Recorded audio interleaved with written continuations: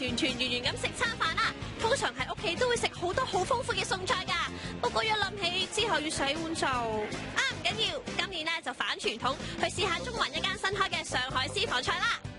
去到餐廳門口咋，就見到好有上海獨特嘅石庫門。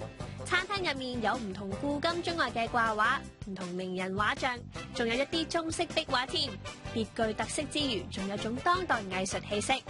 不如就先飲一個湯潤一潤口啦。呢一個咧就係金濤珍珠露啦。你見唔見到啊？中間黑色呢個好似黑珍珠咁樣嘅圓形物體咧，其實係一個用咗蜜汁整嘅湯圓嚟。咁側邊咧亦都有一個嘅海膽同埋白蘆筍。不如試咗個湯圓先啦。嗰個皮咧非常之煙韌啊，仲會有一啲海鮮好濃郁嘅味道咧滲出嚟嘅喎，同埋咧會見到中間咧全部都係蟹肉嚟㗎，咁同埋入邊咧亦都會加咗一啲嘅海膽啦，同埋白蘆筍喺入邊㗎，咁就不如試埋個湯啦。呢個嘅蟹清湯咧都係有好濃郁嘅鮮甜味。哇！呢度嘅頭盤咧好豐富啊，仲喺個新年氣氛添啊！咁喺右手邊嘅咧就係海蜇花甲濃啦，配呢個白果圓橋頭，跟住咧就係翡翠女兒紅配呢一個舌尖飄香，最後咧就係呢個天使之卷配呢一個嘅骨膠原果凍㗎。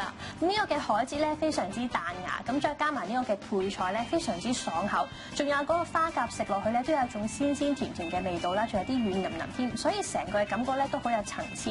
咁呢個嘅橋頭咧都非常之有特色嘅喎，師傅係用咗呢個柚子啦、西柚、檸檬、橙同埋冧酒咧去醃製佢㗎。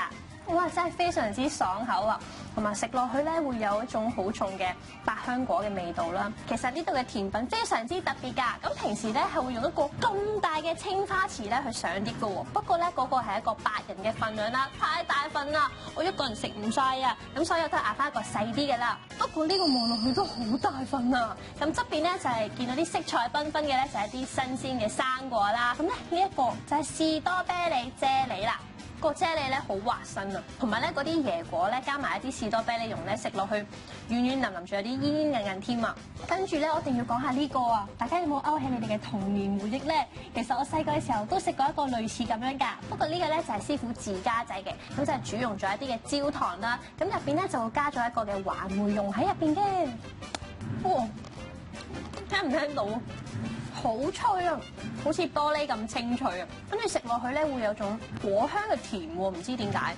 我對今日呢一餐咧，真係非常之滿足啊！唔知大家又對我介紹嘅呢個跨年上海菜滿唔滿意咧？